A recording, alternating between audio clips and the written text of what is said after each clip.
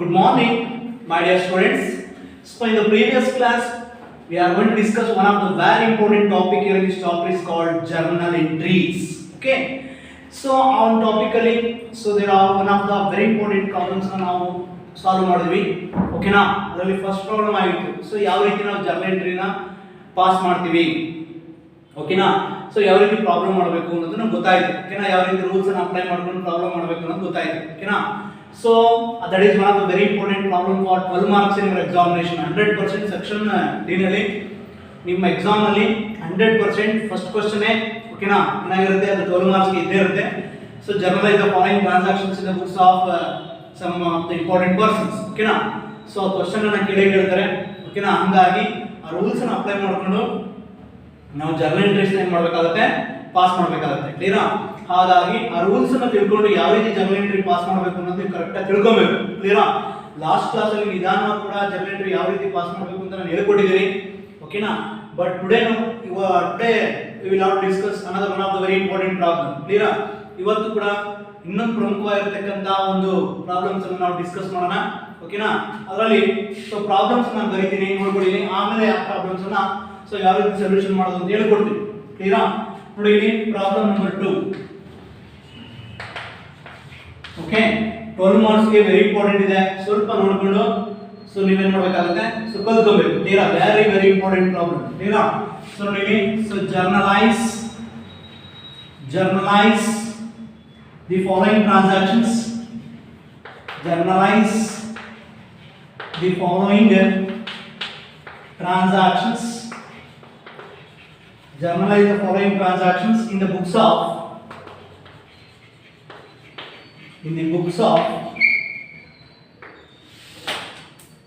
Mr. MPR.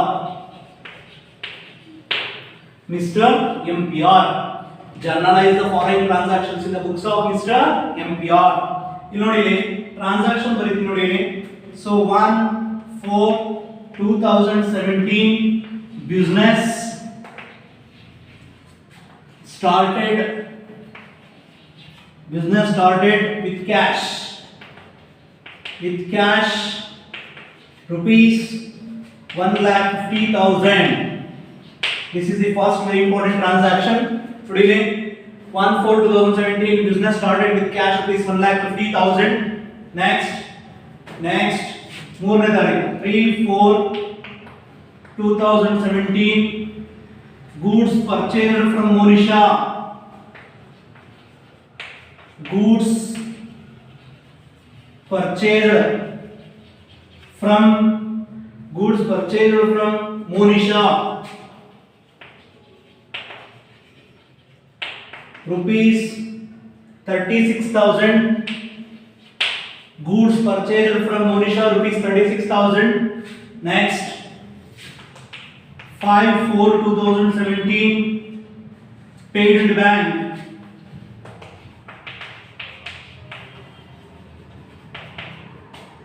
Paid to bank rupees 35,000.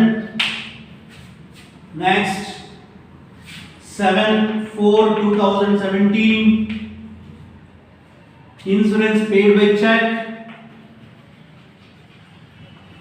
Insurance paid by check rupees 6,000. Next 9/4/2017 paid rent rupees 2,000. Next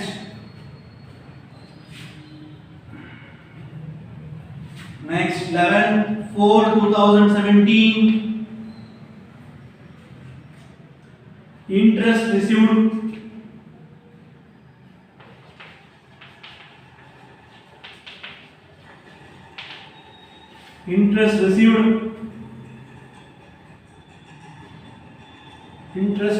rupees interest received for cash rupees 1,200. Next 15/4/2017 purchase office furniture for cash, purchase office furniture for cash rupees 11,000. Next 18/4/2017 sold goods for cash,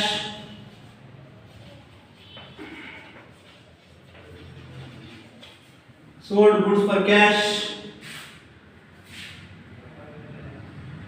rupees 10,000.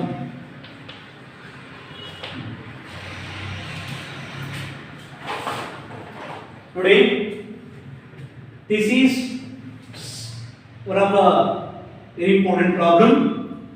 That problem nodile journalize the foreign transactions in the books of Mr. MPR. So MPR business organization ನ ಕೆಲವೊಂದು transactions ಕೊಟ್ಟಿದ್ದಾರೆ. ಆ transaction ನ use ಮಾಡಿಕೊಂಡು ನಾವು journal ಎಂಟ್ರಿನ pass ಮಾಡಬೇಕು. That is very important thing. ಇಲ್ಲಿ ನೋಡಿ ಫಸ್ಟ್ ಟ್ರಾನ್ಸಾಕ್ಷನ್ ಅರ್ಥ ಮಾಡ್ಕೊಳ್ಳೋಣ. Then we are going to pass the journal entries.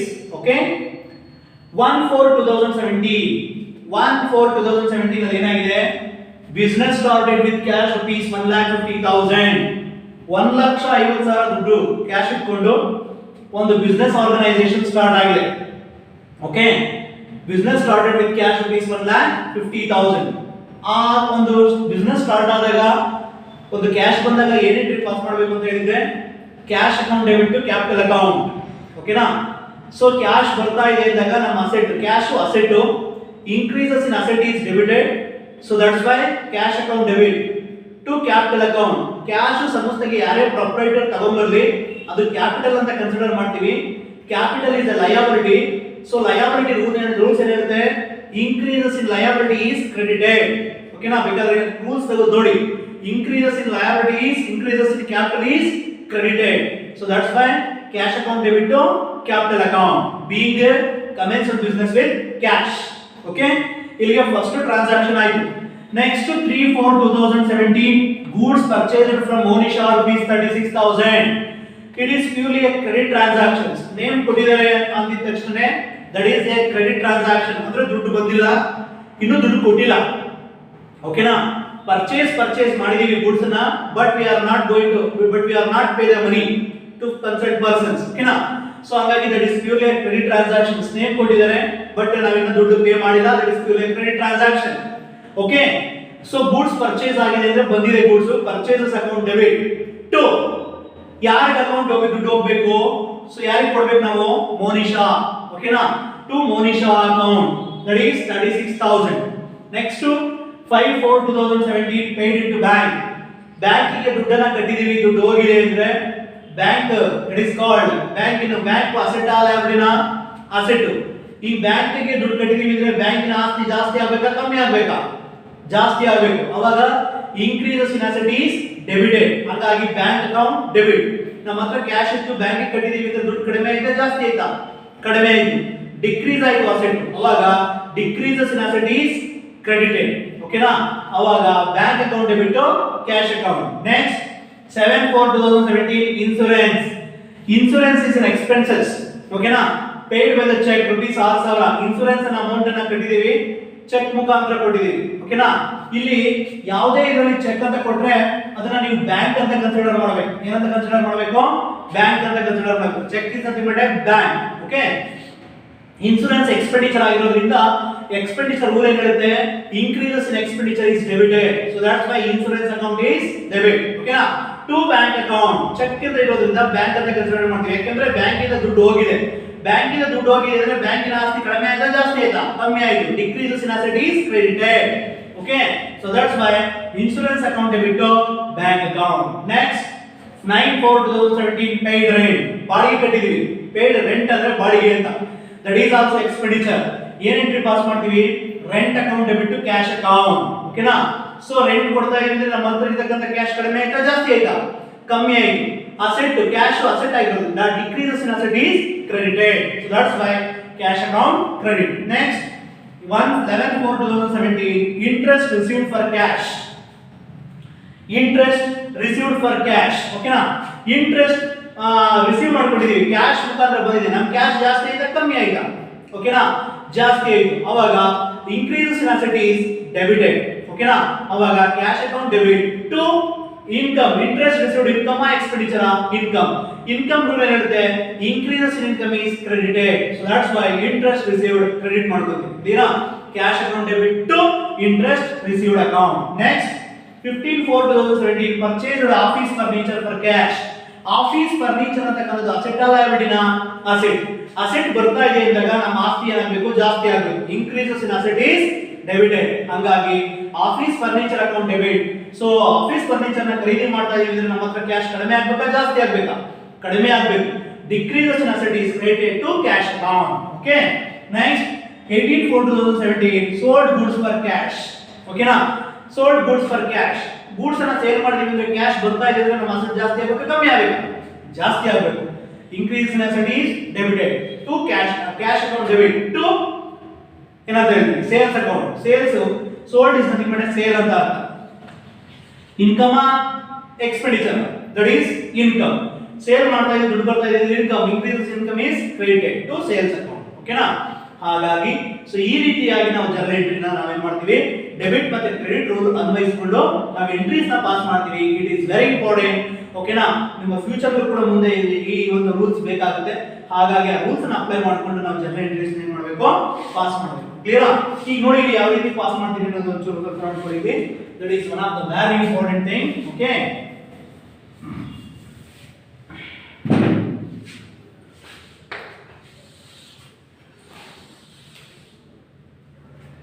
First serial date,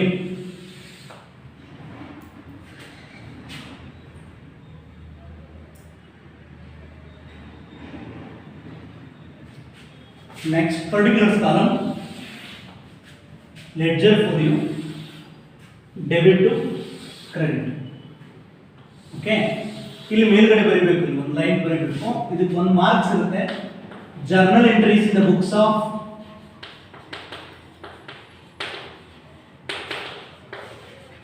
journal entries in the books of Mr. MPR. Mr. MPR, this is debit. Within the bracket we have write rupees, credit, bracket nalli rupees. This is ledger folio. So particulars column, this is date column. Date, particulars, ledger folio, debit ಮತ್ತೆ credit. Okay, ಇಲ್ಲಿ ನೋಡ್ಕೊಳ್ಳಿ. So this is one of the very important thing. First entry ನೋಡಿ, 1/4/2017 business started with cash rupees 1,50,000. Business started with cash rupees 1,50,000. ಇಲ್ಲಿ ನೋಡಿ, ಇಲ್ಲಿ cash, business started with cash. Cash ನಮ್ಮ ಸಂಸ್ಥೆಗೆ ಒಂದು ಬಿಸ್ನೆಸ್ ಆರ್ಗನೈಸೇಷನ್ ಸ್ಟಾರ್ಟ್ ಮಾಡಿದೀವಿ ಅಂದಾಗ ಕ್ಯಾಶ್ ಸಂಸ್ಥೆಗೆ ಬಂತಾ ಹೋಯ್ತಾ? ಬಂತು. ಕ್ಯಾಶ್ ಅನ್ನ ಅಸೆಟ್ ಅಂತ ಟ್ರೀಟ್ ಮಾಡ್ತೀವಿ. Cash is an asset. Okay, asset rule ಏನಿರುತ್ತೆ? increases in asset is debited, decreases in asset is credited. Okay, ಈಗ ಈ ಅಸೆಟ್ ನಮ್ಮ ಸಂಸ್ಥೆಗೆ ಬಂದ್ಮೇಲೆ ಅಸೆಟ್ ವ್ಯಾಲ್ಯೂ ಜಾಸ್ತಿ ಆಯ್ತಾ ಕಡಿಮೆ ಆಯ್ತಾ? ಜಾಸ್ತಿ ಆಯ್ತು. ಓಕೆನಾ, ಹಾಗಾಗಿ increases in asset is debited ಅಂದಾಗ ನೋಡಿ, 1/4/2017 cash account debit,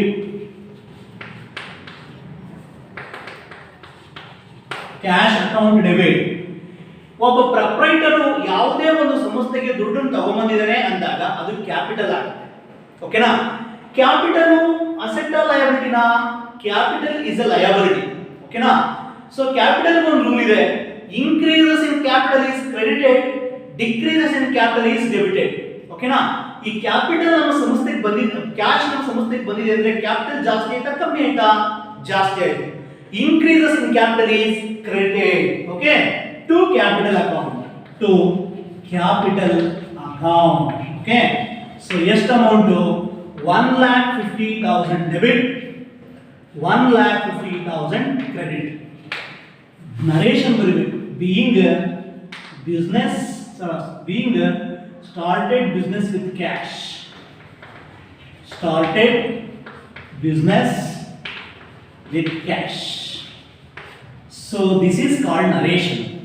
ಈ ಬ್ರಾಕೆಟ್ ನಲ್ಲಿ ಬರೆದಿದೀವಲ್ಲ, this is called narration. Narration is nothing but a brief explanation about the journal entry. That one we have to written within the brackets under the journal entry. That is called narration ಅಂತ ಹೇಳಿ ಕರೀತೀವಿ. ಅರ್ಥ ಆಗ್ತಿದೆಯಲ್ಲ? So this is called journal entry. This is called narration. ಗೊತ್ತಾಯ್ತಲ್ಲ? Cash account debited to capital account 1,50,000 1,50,000. 2 ಬರೀಬೇಕಾದ್ರೆ cash ಇಂದ ಸ್ವಲ್ಪ ಆ ಕಡೆ ಬರೀಬೇಕು. Clear? That is credit to that is called started business with cash. Okay. Next, ಎರಡನೇ transaction 3/4/2017. ಏನಾಗಿದೆ transaction? 3/4/2017. Okay, ನೋಡಿ, goods purchased from Monisha. Goods purchased from Monisha rupees 36,000. This is purely a credit transaction. Cash ಅಂತ ಕೊಟ್ಟಿಲ್ಲ, that is purely credit transaction. Credit transaction ಬಂದಾಗ ನಿಯಮನ ಬರೀಬೇಕಾಗುತ್ತೆ. Are you clear? So purchase ಮಾಡಿದೀವಿ ಅಂದಾಗ okay, goods ಬಂತಾ ಹೋಯ್ತಾ? ಬಂತು ಅಂದಾಗ ಪರ್ಚೇಸ್, ಎನಿ ಗೂಡ್ಸ್ ಪರ್ಚೇಸ್ ಮಾಡೋದು ದಟ್ ಇಸ್ ಅನ್ ಅಸೆಟ್. ಓಕೆನಾ? Increases in asset is debited. ಓಕೆನಾ? ಪರ್ಚೇಸ್ ಮಾಡಿದೀವಿ ಅಂದ್ರೆ ಏನೋ ಒಂದು ಗೂಡ್ಸ್ ಅನ್ನ ಪರ್ಚೇಸ್ ಮಾಡಿದೀವಿ ಅಂತ ಅರ್ಥ. That is an asset. Increases in asset is debited. ಓಕೆನಾ? ಆವಾಗ ಇಲ್ಲಿ ಯಾವ ಐಟಮ್ ಪರ್ಚೇಸ್ ಮಾಡಿದೀವಿ ಅಂತ ಕೊಟ್ಟಿಲ್ಲ ಅಂದಾಗ ಪರ್ಚೇಸ್ ಅಂತ ಬರ್ತೀವಿ. Purchases account debit. Purchases account debit to cash ಆ ಕ್ರೆಡಿಟ್ ಆ? ಕ್ರೆಡಿಟ್ ಆಗಿರೋದ್ರಿಂದ ಕ್ಯಾಶ್ ಅಂತ ಹೇಳಿದ್ರೆ ಕ್ಯಾಶ್ ಅಂತ ಹೇಳ್ತಿದ್ದ, but here in this problem there is no mentioning cash. So under situations we have to write the name. Clear? ಯಾರಿಗೆ ಕೊಡಬೇಕು? to Monisha account. to Monisha account. ಓಕೆನಾ? so being so purchased goods from Monisha. Purchased goods from Monisha. Are you clear? So ಎಷ್ಟು amount? 36,000 debit, 36,000 credit. Are you clear? So this is second very important transaction. ಇದು complete ಆಯ್ತು, ಇದು complete ಆಯ್ತು. ಗೊತ್ತಾಯ್ತಲ್ಲ? goods purchased from Monisha ಗೊತ್ತಾಯ್ತಾ? purchases account debit to Monisha account, but this is a credit transaction. There is no any mentioning here in this case of cash. ಓಕೆನಾ? Cash ಯಾವುದೇ ರೀತಿಯಲ್ಲಿ ಏನಾಗಿಲ್ಲ, ಮೆನ್ಷನ್ ಆಗಿಲ್ಲ ಅಂದಾಗ that one we have to consider as a credit transaction. Goods purchased from Monisha rupees 36,000. Purchases account debit. Purchases is an asset. Items ಬರ್ತಾ ಇದೆ ಅಂದಾಗ asset ಜಾಸ್ತಿ ಆಯ್ತು ಅಂತ ಅರ್ಥ. Increases in asset is debited. So to Monisha account. Clear? 36,000 debit, 36,000 credit being purchased goods from Monisha. Clear? Next transaction. Second transaction complete ಆಯ್ತು. 5/4/2017 paid into bank rupees 35,000. ಎಷ್ಟನೇ ತಾರೀಕು? 5/4/2017. 5/4/2017 paid into bank rupees 35,000. ಓಕೆನಾ? Paid ಮಾಡಿದೀವಿ. ಏನ್ paid ಮಾಡಿದೀವಿ? Cash. Cash ನ ಬ್ಯಾಂಕಿಗೆ ಕೊಟ್ವಿ ಅಂದಾಗ ಬ್ಯಾಂಕಿನ ಆಸ್ತಿ ಜಾಸ್ತಿ ಆಯ್ತಾ ಕಡಿಮೆ ಆಯ್ತಾ? ಬ್ಯಾಂಕಲ್ಲಿ ಕ್ಯಾಶ್ ಜಾಸ್ತಿ ಆಯ್ತಾ ಕಮ್ಮಿ ಆಯ್ತಾ? ಜಾಸ್ತಿ ಆಯ್ತು. ಆ ಬ್ಯಾಂಕು ಅಸೆಟ್ ಆದಾಯನ asset. Increases in asset is debited. ಅವಾಗ bank account debit. Bank account debit to. ಈಗ ನಮ್ಮ ಹತ್ರ ಇರ್ತಕ್ಕಂಥ ಕ್ಯಾಶ್ ಅನ್ನ ಬ್ಯಾಂಕಿಗೆ ಪೇ ಮಾಡಿದೀವಿ ಅಂದಾಗ ನಮ್ಮ ಹತ್ರ ಇರ್ತಕ್ಕಂಥ ಕ್ಯಾಶ್ ಕಡಿಮೆ ಆಯ್ತಾ ಜಾಸ್ತಿ ಆಯ್ತಾ? ಕಮ್ಮಿ ಆಯ್ತು. Cash asset. Decreases in asset is credited to cash account. being paid into bank.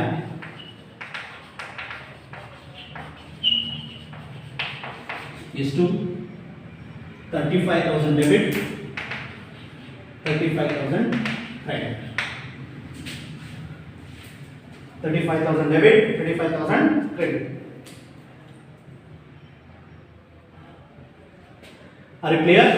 This is one of the very important transactions. Are you clear? Bank account debit to cash account being paid into bank. ಏನು pay ಮಾಡಿದೀವಿ? Cash. Cash ಅನ್ನ ಬ್ಯಾಂಕಿಗೆ pay ಮಾಡಿದ್ವಿ ಅಂದಾಗ ಬ್ಯಾಂಕಿನ cash ಜಾಸ್ತಿ ಆಗಬೇಕಾ ಕಮ್ಮಿ ಆಗಬೇಕಾ? ಜಾಸ್ತಿ ಆಗಬೇಕು. ಬ್ಯಾಂಕ್ ಅಸೆಟ್ ಆದಾಯವಿನ asset. Increases in asset is debited. Bank account debit. ನಮ್ಮ ಹತ್ರ ಇರತಕ್ಕಂಥ ಕ್ಯಾಶ್ ನ ಬ್ಯಾಂಕ್ ಕಟ್ಟಿದೀವಿ ಅಂದಾಗ ನಮ್ಮ ಹತ್ರ ಇರತಕ್ಕಂಥ ಕ್ಯಾಶ್ ಕಡಿಮೆ ಆಗಬೇಕಾ ಜಾಸ್ತಿ ಆಗಬೇಕಾ? ಕಮ್ಮಿ ಆಗಬೇಕು. Decreases in asset is credited being paid into bank. Okay.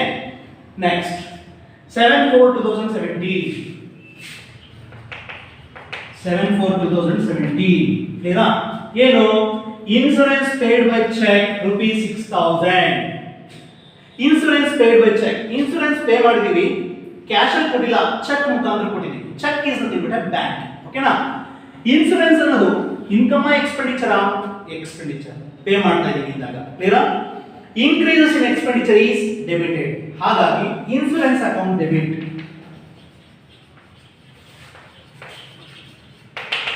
Insurance account is debit to bank ಮುಖಾಂತರ ಹೋಗಿದೆ ಅಂದಾಗ ಓಕೆನಾ cheque is nothing but bank ಮುಖಾಂತರ ಹೋಗಿದೆ ಅಂದಾಗ ಓಕೆನಾ ಬ್ಯಾಂಕ್ ಅಲ್ಲಿ ದುಡ್ಡು ಕಡಿಮೆ ಆಯ್ತಾ ಜಾಸ್ತಿ ಆಯ್ತಾ ಕಮ್ಮಿ ಆಯ್ತು decreases in asset is credited to bank so being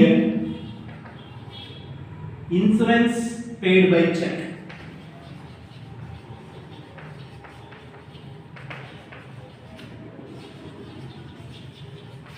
is to 6000 debit 6000 credit are you clear so this is the fourth very important transactions are you clear insurance paid by check ₹6000 clear check is nothing but a bank clear insurance account debit to bank account being insurance paid by check 6000 debit 6000 credit are you clear ಗೊತ್ತಾಯ್ತಲ್ಲ insurance ಅನ್ನೋದು expenditure increases in expenditure is debited clear ಹಾಗಾಗಿ insurance account debit to bank account ಯಾಕೆ ಬರ್ತಿದೆ ಅಂದ್ರೆ cheque is nothing but a bank insurance amount ಅನ್ನು bank ಮುಖಾಂತರ ಹೋಗಿದೆ ಅಂದ್ರೆ ಬ್ಯಾಂಕ್ ಅಲ್ಲಿ ಕ್ಯಾಶ್ ಕಡಿಮೆ ಆಗಬೇಕಾ ಜಾಸ್ತಿ ಆಗಬೇಕು ಕಮ್ಮಿ ಆಗಬೇಕು ಅಸೆಟ್ ಏನಾಯ್ತು ಕಡಿಮೆ ಆಯ್ತು decrease in asset is credited to bank account being insurance paid by check. Okay, so this is the very important transactions okay na next nodi so next to ಮಾಡ್ತಾ ಇದೆ ನೋಡಿ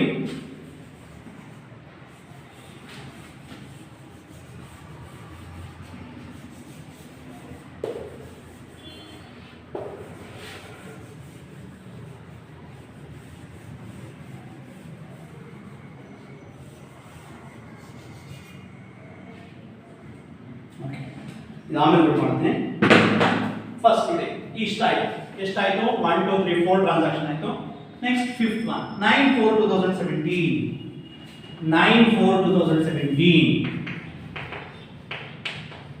9/4/2017 paid rent ₹2000 paid rent is an expenditure pay ಮಾಡ್ತಾ ಇದೀವಿ rent ಅನ್ನಂತೆ expenditure paid rent is an expenditure ಏನಾಗುತ್ತೆ increases in expenditure is debited ಹಾಗಾಗಿ rent account debit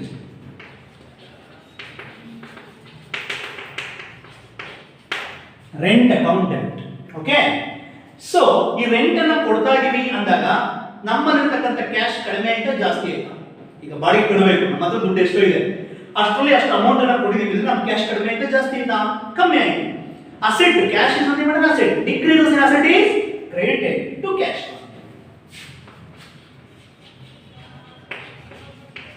being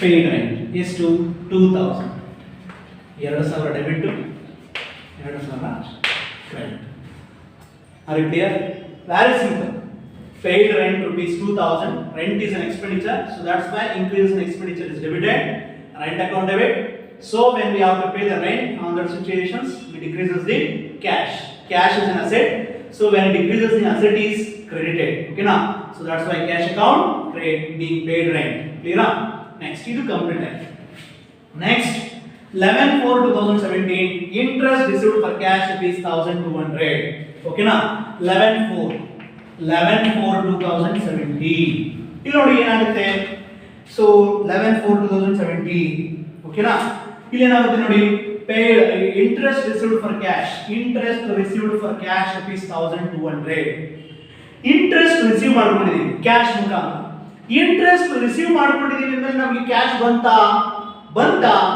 ಈಗ interest ಯಾವ್ದೋ ಬಡ್ಡಿ ಕೊಟ್ಟಿದೀವಿ ಅಮೌಂಟ್ ನ ಅದು ಬಂದ ಮೇಲೆ ನಮಗೆ ಕ್ಯಾಶ್ ಬಂದಿದೆ ತಾನೆ ಕ್ಯಾಶ್ ಅಸೆಟ್ ಅಲ್ಲ ಬಿಡಿನ ಅಸೆಟ್ ಕ್ಯಾಶ್ ಬಂದ ಮೇಲೆ ಇನ್ಕ್ರೀಸ್ ಆಯ್ತಾ ಡಿಕ್ರೀಸ್ ಆಯ್ತಾ ಇನ್ಕ್ರೀಸ್ ಆಯ್ತು ಆಗ cash account debit increases in asset is debited cash account debit ಓಕೆನಾ ಕ್ಯಾಶ್ ಅಕೌಂಟ್ ಡೆಬಿಟ್ ಇಲ್ಲಿ ನೋಡಿ ಇಂಟ್ರೆಸ್ಟ್ ರಿಸೀವ್ಡ್ ಬಂದ್ಮೇಲೆ ಅದು income expenditure income increases in income is credited income ಜಾಸ್ತಿ ಆದ್ರೆ ಏನ್ ಮಾಡ್ಬೇಕು ಅದನ್ನ ಕ್ರೆಡಿಟ್ ಮಾಡ್ಕೊಬೇಕು that is to interest received account ಎಷ್ಟು 1200 ಡೆಬಿಟ್ 1200 ಕ್ರೆಡಿಟ್ ಕ್ಲಿಯರಾ ಇಲ್ಲಿ ಬರೀರಿ being interest received. Are you clear? Being interest received. Okay. So next.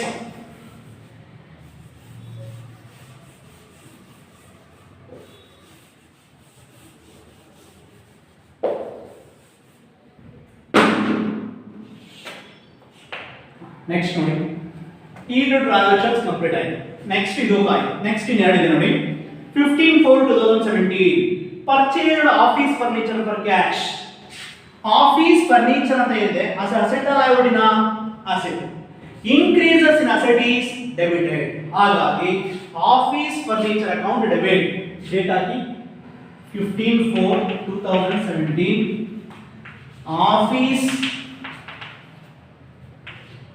Office furniture account debit to furniture purchase ಮಾಡಿದೀವಿ ಅಂದಾಗ ನಮ್ಮಲ್ಲಿ ಇರ್ತಕ್ಕಂಥ ಕ್ಯಾಶ್ ಹೋಯ್ತಾ ಬಂತಾ ಹೋಯ್ತು ಅಂದ್ರೆ ಡಿಕ್ರೀಸಾ decrease decreases in asset is credited to cash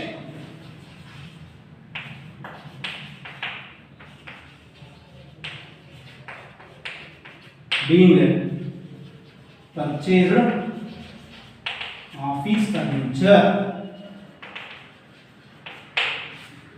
being purchased office furniture clear ಈ ನರೇಶನ್ ಬರೀದು ಹೆಂಗೆ ಈ ಅಮೌಂಟ್ ಬಿಟ್ಬಿಟ್ಟು ಆ ಲೈನ್ ಏನಿದೆ ಅದನ್ನೇ ಬರ್ತೀವಿ ನಿಮ್ಗೆ ಏನು ಗೊತ್ತಾಗಿಲ್ಲ ಅಂದ್ರೆ ಓಕೆನಾ ಇಲ್ಲಿ ಅಮೌಂಟ್ ಇದೆಯಲ್ಲ ಈ ಲೈನಲ್ಲಿ ಈ ಅಮೌಂಟ್ ಅನ್ನು ಬಿಟ್ಬಿಡು ರುಪೀಸ್ ಏನಿದೆ ಅದನ್ನ ಬಿಟ್ಬಿಟ್ಟು ಇದು ಏನಿದೆ ಅದನ್ನೇ ಬರೆದ್ರೆ ನಿಮ್ಗೆ ನರೇಶನ್ ಆಗೋಯ್ತು ಕ್ಲಿಯರಾ ಅದಕ್ಕೆ ಕೆಡಿಸ್ಕೊಂಡಂಗಿಲ್ಲ office furniture account debit to cash account okay next last one ನೋಡಿ 18/4/2017 ಏನಿದೆ transaction sold goods for cash sold is nothing but a sale sold goods for cash rupees 10,000 sold ಅಂದ್ರೆ ಸೇಲ್ ಅಂತ ಈಗ sold goods for cash goods ಅನ್ನ sale ಮಾಡಿದೀವಿ ಅಂದಾಗ cash ಬರುತ್ತಾ ಹೋಗುತ್ತಾ ಬರುತ್ತೆ ನಮಗೆ ಓಕೆನಾ ಬಂದ ಮೇಲೆ ಆ ಅಸೆಟ್ ಇನ್ಕ್ರೀಸ್ ಆಗಬೇಕಾ ಡಿಕ್ರೀಸ್ ಆಗಬೇಕಾ ಇನ್ಕ್ರೀಸ್ ಆಗಬೇಕು ಕ್ಲಿಯರ್ ಹಾಗೆ cash account debit increases in asset is debited cash account debit 2 sales income expenditure income ಜಾಸ್ತಿ ಆಯಿತು ಅಂದ್ರೆ debit credit increases in income is credited ಓಕೆನಾ to sales account being sold goods for cash ಎಷ್ಟು sold goods for cash 10,000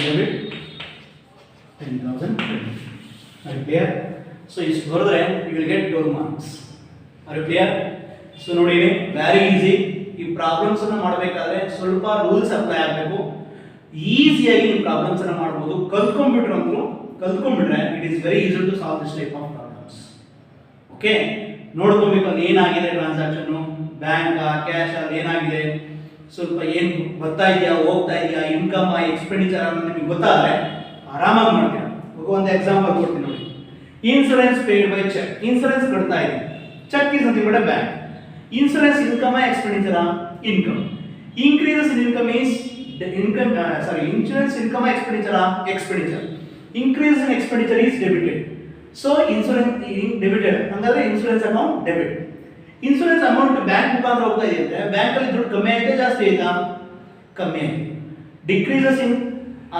asset is credited ಹಂಗಾಗಿ to bank ಓಕೆನಾ check ಬಂದಾಗ bank ಬರೀಬೇಕು ಇಲ್ಲ ಕ್ಯಾಶ್ ಬರೀಬೇಕು ಓಕೆನಾ ಚೆಕ್ ಬಂದಾಗ ಮಾತ್ರ ಮಸ್ಟ್ ಅಂಡ್ ಶುಡ್ ಬ್ಯಾಂಕ್ ಅಂತಾನೆ ಬರೀಬೇಕು ಕ್ಲಿಯರಾ ಸೊ ಈ ರೀತಿಯಾಗಿ ಎಂಟ್ರೀಸ್ ನಾವು ಏನು ಮಾಡಬೇಕಾಗುತ್ತೆ ಪಾಸ್ ಮಾಡಬೇಕು so this is one of the very important problem compulsory ಆಗಿ ನೀವು 12 ಮಾರ್ಕ್ಸ್ ಕೇಳ್ತಾರೆ ಹಾಗಾಗಿ ಹಾಗಾಗಿ journalise the following transactions in the books of ಅಂತ ಯಾವುದಾದ್ರು ನೇಮ್ ಕೊಡ್ಬೋದು. ಕೊಟ್ಟಾಗ ಸಮ್ ಟ್ರಾನ್ಸಾಕ್ಷನ್ಸ್ ಕೊಡ್ತಾರೆ, ಒಂದು 10 ಟ್ರಾನ್ಸಾಕ್ಷನ್ಸ್ ಕೊಡ್ತಾರೆ. ಅವನ್ನ ನೀವು ಈ ರೀತಿ ನಮಗೆ ಪಾಸ್ ಮಾಡಿದ್ರೆ ಸೊ ನಿಮಗೆ ಮಾರ್ಕ್ಸ್ ಸಿಗುತ್ತೆ. ಕ್ಲಿಯರಾ? ಸೊ ಒಂದೊಂದು ಎಂಟ್ರಿ ಪಾಸ್ ಮಾಡಿದ್ರೆ ಒಂದೊಂದು ಮಾರ್ಕ್ಸ್ ಇರುತ್ತೆ. 12 ಟ್ರಾನ್ಸಾಕ್ಷನ್ಸ್ ಕೊಟ್ಟ ಅಂದರೆ 1 ಟ್ರಾನ್ಸಾಕ್ಷನ್ ಈಗ ಪಾಸ್ ಮಾಡಿದ್ರೆ 1 ಮಾರ್ಕ್. ಕ್ಲಿಯರಾ? 6 ಕೊಟ್ಟ ಅಂದರೆ ಒಂದೊಂದು ಟ್ರಾನ್ಸಾಕ್ಷನ್ ಪಾಸ್ ಮಾಡಿದ್ರೆ 2 ಮಾರ್ಕ್ಸ್ ಇರುತ್ತೆ. ಒಂದು ಟ್ರಾನ್ಸಾಕ್ಷನ್ ಈ ರೀತಿ ಮಾಡಿದ್ರೆ ರೆಂಟ್ ಅಕೌಂಟ್ ಬಿಟ್ಟು ಕ್ಯಾಶ್ ಅಕೌಂಟ್ ಪೇಡ್ ರೆಂಟ್ ಅಂತ ಬರೋದು ಅಮೌಂಟ್ ಬರೋದು ವಿಲ್ ಗೆಟ್ 2 ಮಾರ್ಕ್ಸ್. ಆವಾಗ 6 ಟ್ರಾನ್ಸಾಕ್ಷನ್ಸ್ ಕೊಡ್ತಾನೆ, ಒಂದು ಟ್ರಾನ್ಸಾಕ್ಷನ್ ಪಾಸ್ ಮಾಡಿದ್ರೆ 2 ಮಾರ್ಕ್ಸ್ ಇರುತ್ತೆ.